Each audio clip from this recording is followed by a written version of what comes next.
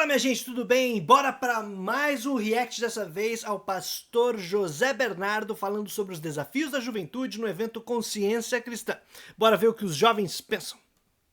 Pastor José Bernardo, vamos falar sobre os desafios da juventude. Nós sabemos que hoje ser jovem tem sido muito desafiador, principalmente com a aceleração que a tecnologia tem produzido a respeito da cultura, a respeito do conhecimento, a respeito da experiência da própria vida como um todo. Mas eu queria que, pela sua experiência como um missionário, como um pastor que tem devotado sua vida realmente a trabalhar com a juventude, né, a promover realmente essa transformação na juventude, quais têm sido os desafios que o jovem normalmente, os maiores desafios que o jovem atual tem enfrentado?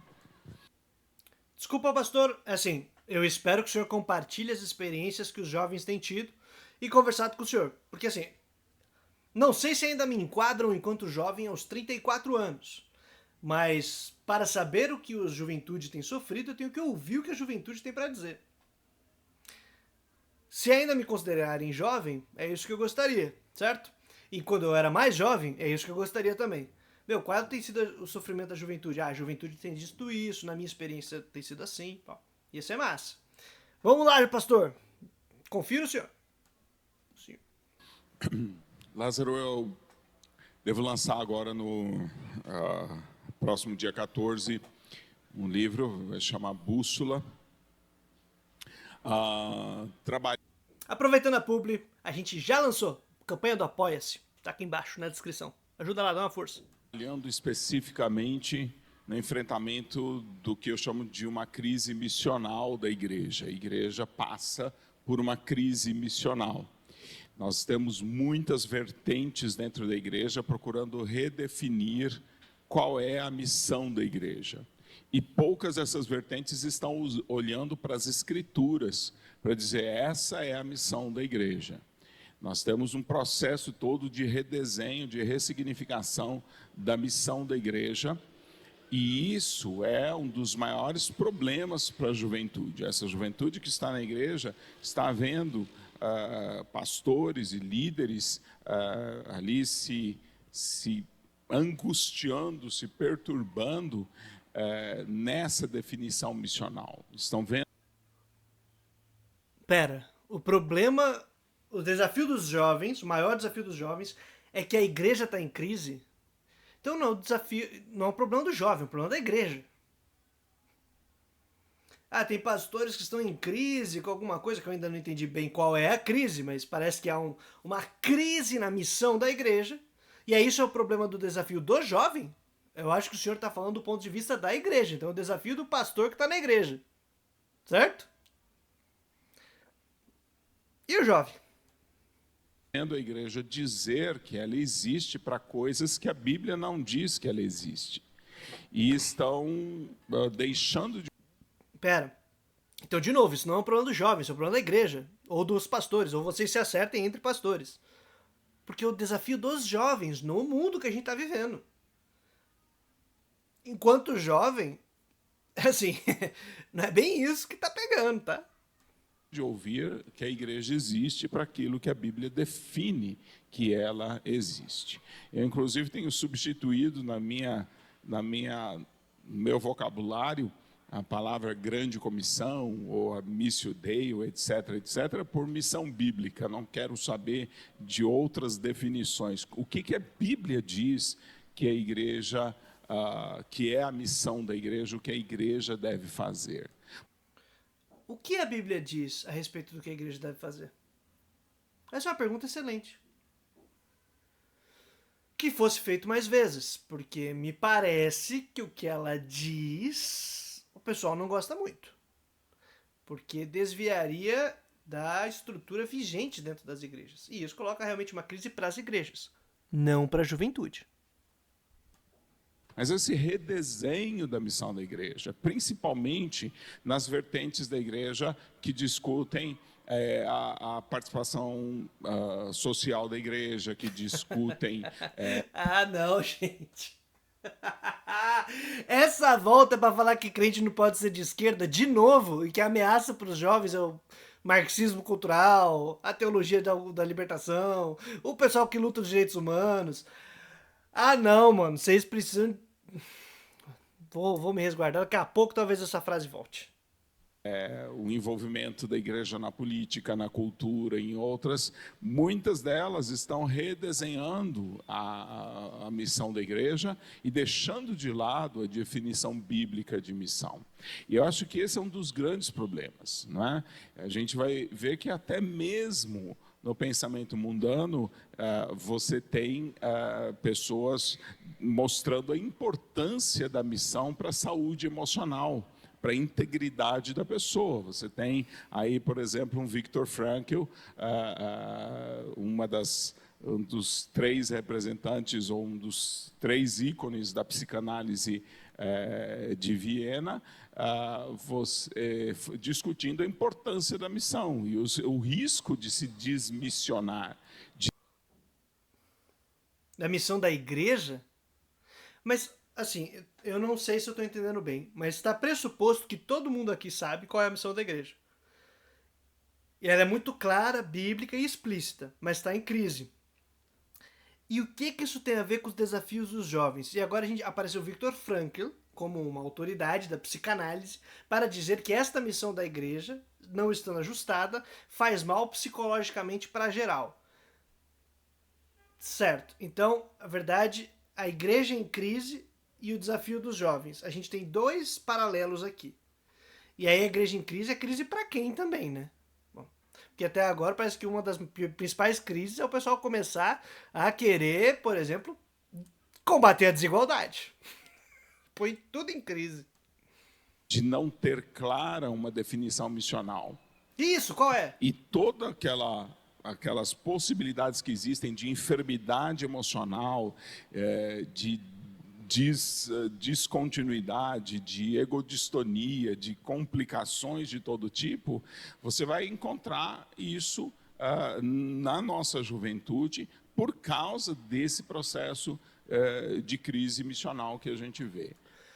Eu pensei que fosse por causa da exploração do trabalho, falta de perspectiva de futuro, porque a gente não sabe como vai conseguir se enquadrar e se organizar para poder sobreviver, porque tem cada vez menos laços comunitários, e não só na igreja, estou falando na sociedade, e cada um correndo atrás de si e por si. Agora, de um pós-pandemia completamente bizarro do que a gente está vivenciando, porque a gente viveu uns anos extremamente tensos, com risco, em que a juventude estava enfrentando a possibilidade de morrer, coisa que normalmente você não faz no seu dia a dia, a menos que você viva nas periferias da cidade, né? Não está ali na relativa bolha mais segura de classe média, em que você enfrenta a morte diariamente, e em situações de morte você se acostuma com o excesso de violência e brutalidade desde pequeno.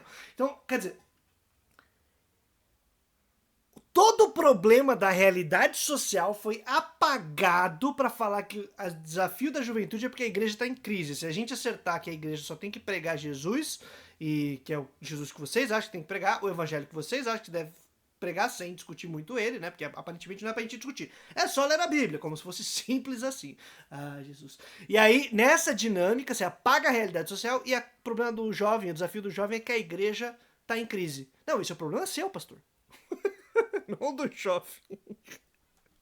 Então, essa crise missional, ou seja, a não identificação da missão, ela obviamente se desdobra em uma crise missiológica, toda uma teorização infundada, uma teorização, enfim... Dá nem pra falar, né, pastor? Eu também acho isso meio complicado.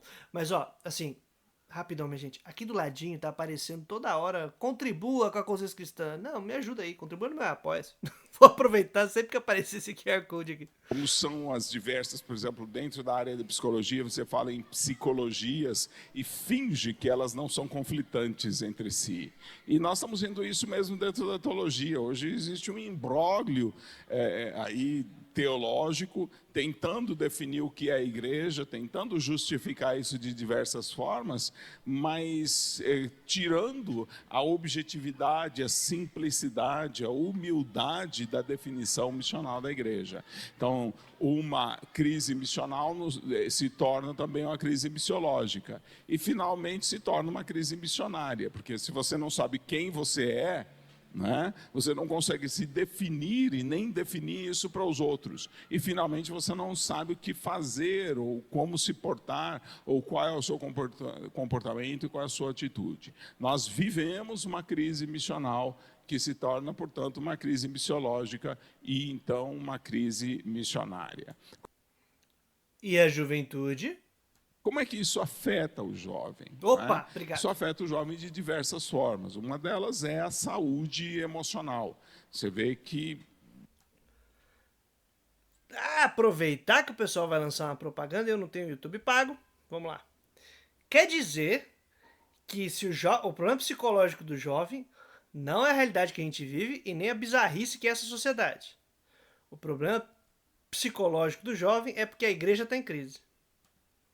Pastor, você está transferindo um bagulho Você pro pode outro. traçar a maioria das enfermidades emocionais das quais essa geração se queixa na direção de uma crise missional. Ou seja, você não sabe quem você é, você não sabe qual é o seu chamado, você não sabe qual é a sua vocação para...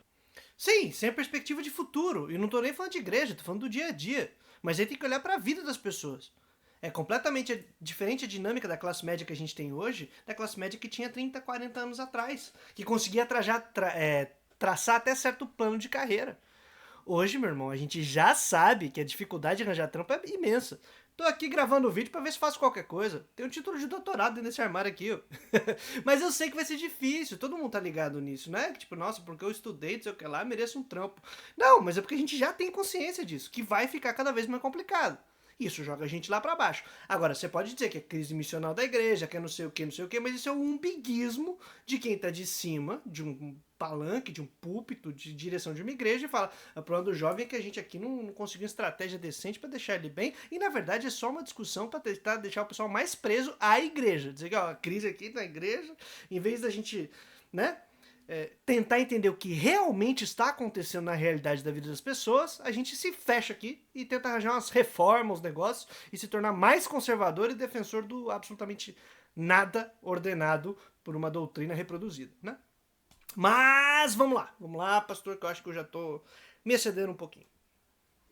Que Deus te chamou, qual é a missão que Deus designou para você. E aí você então fica sem rumo, né? Fica como um barco no meio do oceano sem saber para onde ir.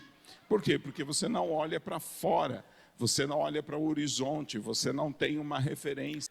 Exatamente. A igreja está em crise, essa doutrina, esse negócio, estrutura que vocês estão defendendo, cada vez mais crítica, que não ajuda nós jovens, é exatamente por isso. Porque vocês olham para vocês mesmos, vocês atracaram onde vocês estão e vocês ficam aí, e, em vez de olhar para fora, ficam olhando para dentro.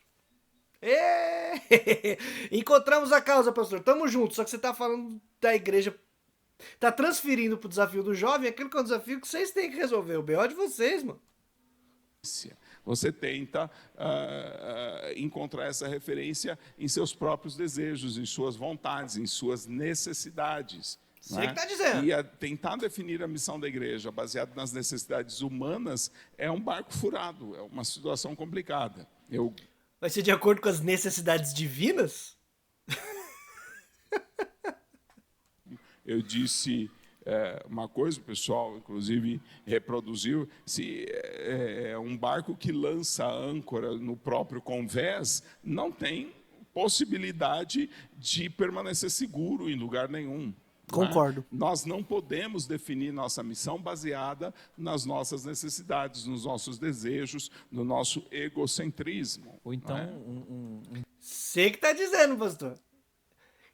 Olha para a igreja e faça exatamente esta análise que o senhor está fazendo. Nós não podemos definir as nossas missões de acordo com nós. Só que você está transferindo isso para o desafio da juventude. Tá no meio do caminho aí, esse mundo paralelo lá que a gente colocou, né? O desafio da igreja, o desafio da juventude, o senhor tá misturando e transferindo um problema pro outro. Tá bem louca essa conversa aí. um barco que põe um ventilador na própria... Ou seja, animado demais. O individualismo da nossa sociedade, né? Ou seja, promovido por uma cosmovisão humanista, né, da centralidade das necessidades, dos interesses, dos planos, dos projetos humanos, efetivamente, ou seja, o resultado consequente disso é basicamente a desconstrução da missão, a desconstrução do quem eu sou, para que eu fui chamado, para onde eu vou. E o resultado disso... Mas é a missão do Senhor, do jovem ou da igreja? Esse eu abstrato é exatamente o problema. Quando se fala em individualismo, nessa sociedade humanista, não, é que tem um... Perdão pelo uso técnico do negócio, mas tem um individualismo metodológico pressuposto aí e essencialista, em que vocês criam um sujeito que pode ser adaptado a várias ordens, qualquer grupo, qualquer instituição. E é este sujeito abstrato, individual, isolado da realidade material, efetiva, social, quem somos, aí vocês conseguem criar significados para ele. Esse sujeito faz isso, faz aquilo, e é tão abstrato que todo mundo pode ouvir e falar, tem sentido, porque eu na minha vida eu faço isso. Mas o camarada que está em outra situação fala, na minha também. Aí o cara que é líder de uma empresa fala, pô, minha empresa passa por um problema parecido, a gente está em crise lá nos nossos objetivos, nossa missão, nossos valores. Porque é tão abstrato que vocês estão falando um negócio que não poderia aplicar a qualquer coisa. Só que você poderia substituir a missão de igreja por qualquer outro elemento e daria a mesma coisa. Falta metodologia nesse trampo aí. Essa é angústia. Metodologia, inclusive, modo de pensar, de operar o cérebro. Ansiedade, egodistonia e todas as outras enfermidades que a gente poderia citar. E a culpa disso, eu diria que há 3 furos na igreja que estão, inclusive, esvaindo...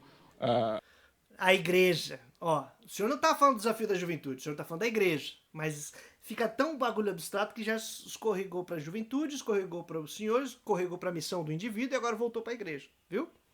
A gente está falando aqui de vários negócios sem deixar claro do que estamos fazendo. Os nossos jovens e entregando-os ao mundo. O materialismo, não é? Ou seja, cada vez menos a igreja tem uma visão eternal, cada vez menos há uma visão do espiritual, uma visão do eterno, uma visão do invisível, né? E cada vez mais nós nos concentramos em aspectos físicos, materiais, não é? Seja de que as pessoas precisam comer, de que a Turquia precisa de ajuda. Sério que o senhor disse isso? Assim, quando alguém diz materialismo, num sentido comum da palavra, sem muito trato filosófico, ou consciência conceitual do que significa, eu até entendo, o cara fala, nossa sociedade é muito materialista. Por quê? Porque o pessoal pensa em bens e em dinheiro. Eu entendo, mas tá errado. Sabe por quê? Porque dinheiro é uma coisa menos material possível, nesse sentido de físico, de tangível, de pegar, do que a gente pode imaginar. Porque dinheiro é uma forma social, que pode ser utilizado como moeda, como grão de milho, como papel, como cheque, como cartão, como dígito dentro de uma conta bancária, como criptomoeda, como sei lá o que lá. A forma dinheiro, ela pode, porque é uma forma socialmente construída para mediar as trocas. Ela não é nem um pouco tangível, pegável. Ela vai ter representações na materialidade, na realidade social, mas ela é uma forma. Então não tem nada de material. Material tem o quê? Quando a gente fala em materialismo, no sentido consciente do uso do termo filosófico, é aquilo que está presente na história, participando da história, seja visível ou não, tangível ou não, e aí a gente faz uma análise materialista à medida que a gente coloca todos esses elementos na história. E aí a forma dinheiro aparece, ela é existente, ela é material à medida em que ela se relaciona com a história humana, mas ela não é tangível, ela não é pegável, mas eu entendo ela dentro dessa dinâmica. É uma experiência de fé de uma pessoa, eu não nego dizendo que isso é mentira, isso não existe, isso existe materialmente dentro da história humana, e pipipipopopó, porque é o que a gente tem. A gente trabalha a partir da realidade histórica, como ela se dá de verdade, né? Então, o que falta, e muito pra gente, é materialismo. Sabe por quê? Porque a gente aceita que se troque árvores, plantações inteiras de uma floresta por soja para fazer dinheiro. E aí a gente fala, nossa, isso é excelente, isso é uma imbecilidade, isso é nem um pouco materialista. Porque você está destruindo algo que garante reprodução de vida materialmente e efetivamente, Sabe por quê? Por um negócio que se você plantar não dá. Não vai dar negócio, que é dinheiro. Aí a soja é só um meio para fazer dinheiro, para fazer grana, para ficar mais rico, para fazer lucro. E aí você põe uma planta transgênica que só dá para ficar comprando outra semente, não replanta, não produz quase nada, só destrói o solo. Falta materialismo, porque se a gente fosse mais materialista, pararia de trocar tudo por essas formas abstratas, e aí tanto faz você plantar soja se você tem uma floresta, tanto faz se você tem gado ou se você tem plantação decente de alguma outra coisa. Você planta gado, né? Que expressão até ridícula, mas você plantou gado, só que plantar gado não dá nada, você só destrói o sol. Então, toda essa dinâmica é exatamente pela falta dessa materialidade. Só que o senhor piorou o negócio, porque o senhor disse, a gente fica falando isso pro pessoal que tá passando fome, mas não é a gente que falou sobre isso. Eu acho que o senhor está preocupado com a missão da igreja, deveria voltar à Bíblia, se é para ser bíblico, e ver o que Jesus disse que nós deveríamos fazer.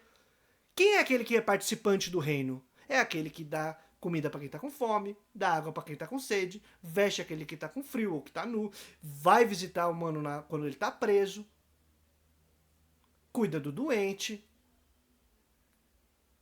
Isso é o materialista? A igreja não... Meu, é isso que o senhor acabou de dizer, entendeu? Acho que quem tá em crise com a missão é o senhor, mano. Assim, põe para refletir.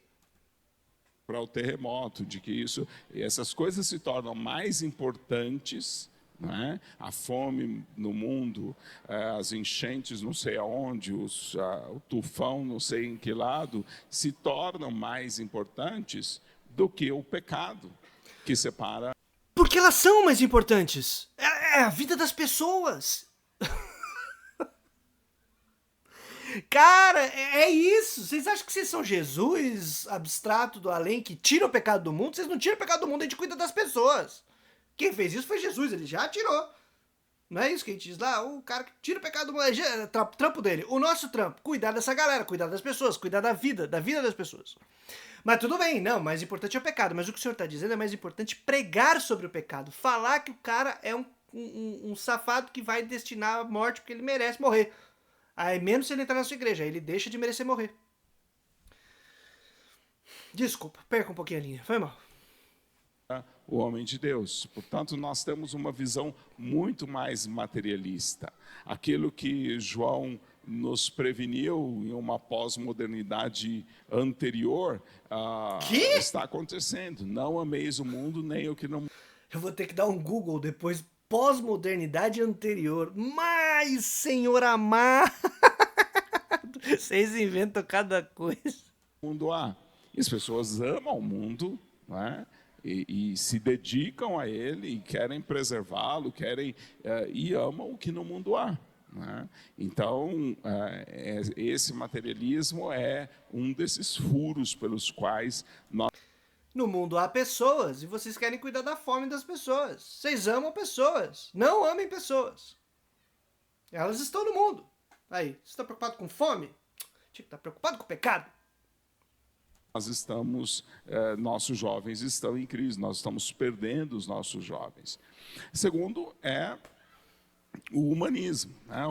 A igreja está em crise e o senhor está explicitando, pastor, o porquê que ela está em crise. Está claro. Ou seja, o homem como medida de todas as coisas da renascença, né, foi se individuando, se individualizando até chegar àquilo que nós temos. Né? Não, humanismo é a gente colocar a vida humana como centralidade, não no sentido de que nós somos a medida do mundo, tá? Isso é antropocentrismo. Humanismo é você se preocupar que suas ações tenham como efeito a garantia da vida das pessoas, tá?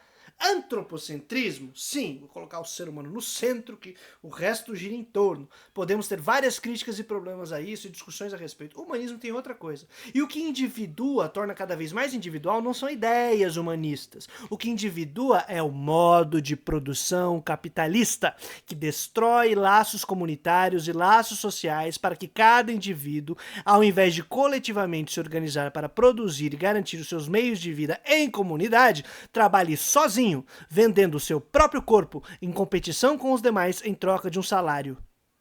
É isso, mediado pelo mercado, se põe à venda no mercado. Quem faz isso é capitalismo. Inclusive, eu recomendo muito que o senhor leia o último capítulo do primeiro livro do Capital. Tá aqui.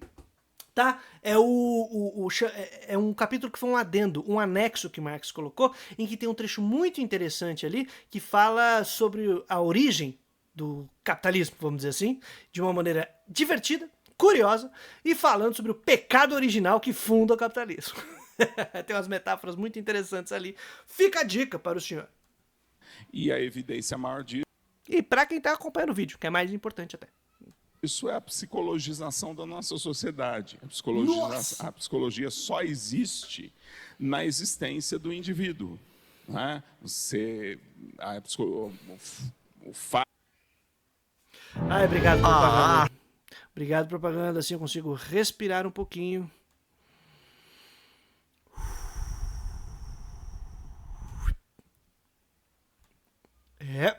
A psicologia surgiu por causa do indivíduo. procura trabalhar é a subjetividade. Se Sim. não há indivíduo, não tem psicologia. Não. A psicologia é a posição que a De acordo com a posição liberal, não existe nem humanidade, porque a humanidade nasce de indivíduos. psicologia ocupa hoje dentro da igreja, dentro da sociedade, é evidência desse processo de individualização. O senhor citou, inclusive, o Viktor Frankl para justificar alguma coisa da missão da igreja, sabe-se lá o quê. Agora, a psicologia bíblica, o que a Bíblia diz sobre psicologia, é contrário ao conceito de indivíduo. Jesus Concordo com o senhor, mas não porque é psicologia bíblica, senão porque nos tempos bíblicos, ou nos tempos em que nós temos essas histórias que conhecemos da Bíblia, essa concepção de indivíduo moderno como sujeito que se levanta puxando os próprios cabelos, que está isolado dos demais, que não tem família, que nasce do nada, que brota como cogumelo do chão, liberal, capitalista, que então vai entrar em competição com os demais e o melhor que vença, ou se associar aos demais e aquela melhor associação que vença, essa concepção moderna não existia. Todo mundo se compreendia enquanto comunidade, enquanto etnia. Verdade, concordo com o senhor. Mas você veja que o problema não é a psicologia. Capitalismo.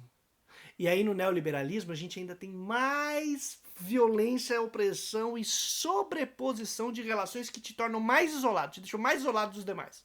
Quebram totalmente laços sociais. Você é um empreendedor de si mesmo.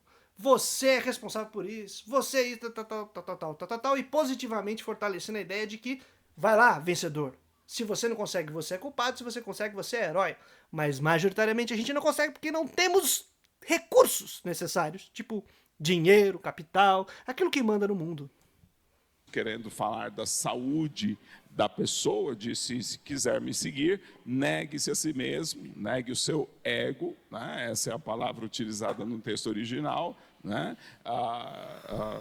Negue o seu status social, né?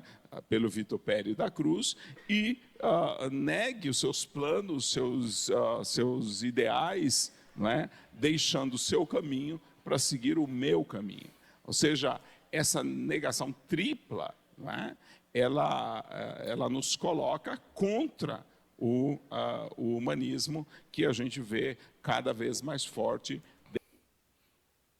contra uma ideologia liberal capitalista dentro da igreja. Ou seja, nós temos um Deus novo no pedaço, né? Que é a pessoa, que sou eu, né? Paulo falando em uma pós-modernidade prévia. De novo? O que é isso? Eu vou ter que googar esse negócio mesmo. Do ciclo anterior, ele diz o Deus dele. Pós-modernidade prévia do ciclo anterior. Cara, vocês estão criando um conceito sem qualquer critério ou respeito histórico para falar, olha, aquilo que nós estamos vivendo agora no neoliberalismo, a Bíblia já falava. E aí, em vez de ser uma questão transformadora, de recuperar, de entender conceitos, fazer uma transposição crítica consciente, é simplesmente reprodução de uma doutrina, tá bem mofadinha pelo jeito e em crise, pelo que o pastor está contando pra gente. Eles é o ventre. Ele descreveu esse homem pós-moderno dentro da igreja com quatro características. E uma delas é o Deus deles é o ventre. O propósito deles é desconstruir, é destruir, não é? E dessa forma ele foi... Ele tava falando dos pós-modernos, sim. E assim, vamos fazer crítica à pós-modernidade de maneira decente. Também quero, mas... Pô, mano. Eu recomendo um corte. Um corte que até o próprio Pastor John fez um comentário massa lá. E tamo junto, mano. A ideia é essa mesmo. Na provocação, na crítica, no debate, na discussão. Mas o corte que a gente falou sobre o que é religião, com o Pastor Belão e o Pastor John, eu fiz uma crítica. Fiz uma crítica, inclusive, é uma ideia extremamente pós-moderna, que tá lá presente, impercebida, né? Não percebida, porque tá tão entranhado na gente. Ai, meu irmão. Vamos lá, pastor. Construindo uma visão que, para mim, é a plena descrição da realidade que a gente vê hoje. Para o Senhor. Olha, ele está falando da pós-modernidade. Não, o senhor acabou de dizer, é para o Senhor o que ele estava falando, ou para o Senhor se aplica. Muito das ideias que estão ali no texto te inspiraram a interpretar a realidade. Excelente, para o Senhor. Isso não está na Bíblia, isso não foi o que Paulo quis dizer, nem o que Paulo falou. Vamos respeitar o processo aí de interpretação e hermenêutica. A tentativa de ser um cristão pós-moderno nos leva a isso. Perdão, um pequeno probleminha técnico aqui, vamos voltando. Equipamento amador da nisso. Hoje, a tentativa de ser um cristão pós-moderno nos leva a isso. Então, basicamente, esse Deus que é o ventre, né, os meus desejos, as minhas vontades, os meus interesses, vai encontrar, e é sempre assim na pós-modernidade, o amparo da política. Se você tem o religioso liderando a pré-modernidade, você tem o cientista, o mestre, o professor, o estudioso liderando a modernidade, na pós-modernidade você tem a política capitaneando, conduzindo ou dirigindo. Teoria tirada do fundo de um baú mofado em algum lugar da igreja. Porque, mano, que rascunho tosco de análise da história, meu Deus do céu. Isso. Mas por quê? Porque simplesmente alguém resolveu isso? Não. É porque meu desejo particular e individual, não é, enseja, cria o ambiente onde prolifera a esperança colocada na política para mediar o cumprimento dos meus desejos. Nossa, agora a juventude realmente está perdida, porque a gente já não sabe mais do que estamos falando. Mas parece que para o pastor, lembrando que todo ensejo a falar sobre os desafios da juventude, e a última coisa que está sendo falada aqui é sobre o desafio de juventude, é a crise da igreja, né? Oh, meu Deus, porque eu acho que a juventude deve estar indo embora da igreja, aí o pastor está preocupado. Cara, por que será que o pessoal está indo embora? Por causa disso. Desse tipo de ideia muito torta, e na verdade não é nem ideia, é uma manutenção, uma luta pela manutenção de uma ordem que tá dando errado, de uma estrutura social, doutrinária e tudo mais, que tá dando errado. E vai dar errado porque não tá enfrentando os problemas reais da nossa vida, meu Deus do céu. Mas tudo bem, vamos lá. De todo jeito, aparentemente, a gente vai parar num lugar desagradável com essa fala aqui. Essa conversa vai ser basicamente voltar para a Bíblia. Eu já antevejo isso. É isso. Olha, gente, a gente tá aqui com a política é o problema, não sei o que é o problema, os meus desejos, o ego, que para mim é uma crise que o senhor tá tendo com a igreja, mas aí, bom, deixa quieto. Tá rolando tudo isso daí e tal, não sei o que lá, vamos voltar para a Bíblia. Eu tenho certeza que essa é a saída, porque dentro dessa crise toda, não tendo que enfrentar a realidade, que não pode ser a política, não pode ser isso, não pode ser aquilo, não pode ser do outro, não pode ser o que lá, não pode falar da fome, não é para falar disso, não é para falar daquilo, é para falar do pecado. Em última instância vamos manter a doutrina. O que acontece é que tá faltando doutrina. Aí taca mais doutrina, a galera vai embora, falta mais doutrina. Ninguém está interessado em melhorar a qualidade de vida da comunidade, qualquer coisa. As pessoas estão interessadas em conseguir o seu interesse. É isso que é pregado todo dia. Inclusive a igreja reforça. É isso que a gente aprende no capitalismo. Seu desejo, a sua vontade. E isso está dentro da igreja. E isso está entre os nossos jovens. E isso está ali. As pessoas querem que o seu desejo prevaleça, que o seu interesse prevaleça. Elas estão adorando o seu próprio ventre. Isso é o Elas estão jogando o jogo do mercado. segundo Materialismo. Uma vida Desculpa, gente, perdão. Eu ainda não tenho pago. Foi mal. O pastor até se perdeu ali no negócio. É materialismo, eu quero o terceiro, pra gente ver qual que é o problema da juventude. Humanismo ou antropocentrismo. E, em terceiro lugar, nós... Agora o senhor lembrou do termo antropocentrismo, né? Humanismo ou antropocentrismo. Não fez distinção entre os conceitos. Isso é sacanagem do senhor. Sacanagem. Agora eu fiquei chateado. Até agora eu só estava indignado. Agora eu fiquei chateado. temos Chateadíssimo. a questão do secularismo, ou seja, você começa um processo. Mas muitos cientistas acreditam em Deus. Sim, muitos cientistas acreditam em Deus, mas essa visão metafísica do cientista, ela está dentro ou submissa à ideia ou conceito de demarcação. Então, vou demarcar qual é o domínio da ciência e qual é o domínio da teologia. Então você ouve, por exemplo, toda vez que eu abro a boca para falar do que a Bíblia diz sobre a psicologia, alguém vai me dizer o discurso da demarcação e dizer, não, mas a psicologia tem o seu espaço e a teologia tem o espaço dela. Então me conta, qual que é o espaço de uma e de outra?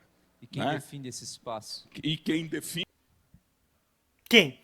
Quem define o que é um psicólogo e um pastor? Quem define o que é o trabalho de um psicólogo e de um pastor, né? Quem define o que é o trabalho de um empresário e de um pastor? Quem define o trabalho de um médico e de um pastor? Quem define... tá ficando triste. Se vocês estiverem ouvindo uma musiquinha no fundo aí, que o galera aqui começou a se empolgar na quebrada. Tamo junto. Nesse espaço, porque até onde eu sei, a psicologia pretende a cura ou o bem-estar da subjetividade humana. E o que é que a teologia pretende? Não é exatamente a salvação, a cura, ou, enfim, o rompimento da malignidade, do mal. Mas agora há pouco não era pra se preocupar com esse corpo aqui, com esse negócio aqui, com o materialismo. Vocês estão preocupados com fome do pessoal. A psicologia tá preocupada com o quê? Com a vida das pessoas. A teologia está preocupada com o quê? Com a vida das pessoas. Só que agora há pouco não era para se preocupar com isso. Era para se preocupar com o pecado. A psicologia trata do pecado? Não, é que para o senhor, provavelmente, estou julgando, né, sendo preconceituoso e pressupondo que o pecado é culpado de tudo. Então, se você aceita Jesus, você está curado de tudo. É só vir frequentar a nossa igreja aí e aceitar a nossa sã doutrina. Mal ao qual o ser humano está submetido. Então, como é que se demarca o território de uma e o território de outra? Nós temos que reconhecer que a Bíblia tem opiniões sobre os mesmos assuntos da psicologia, diferentes da psicologia. Quem tem opiniões é o Senhor. A Bíblia tem um texto, e o senhor lê e está jogando as suas opiniões a partir da leitura que o senhor fez do texto. E aí precisa do apóstolo Paulo escrever 3 capítulos para os coríntios, dizendo que o conhecimento humano é insuficiente, é falho, é apoucado.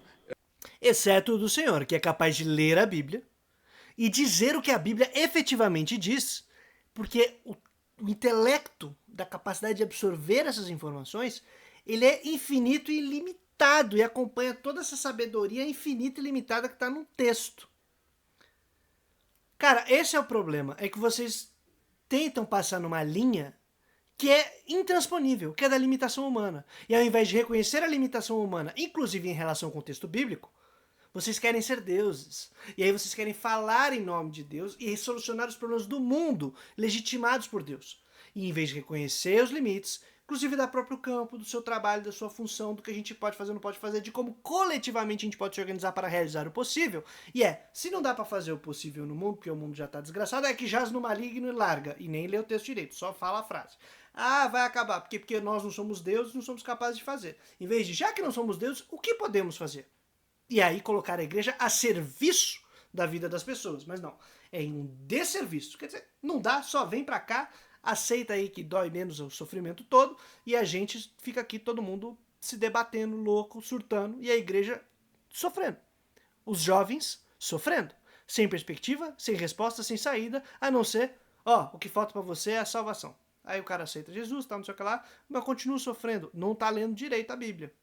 Não tá sendo bem orientado por aquele que sabe a sabedoria de Deus, né? Que é capaz de acompanhar o intelecto divino aí. Gente, ai, me cansa. Eu só vou esticar mais um pouco, porque eu tô muito curioso pra ver a solução. Que já apareceu um pouquinho, mas eu quero. Ai, jovens. Os jovens têm cada ideia.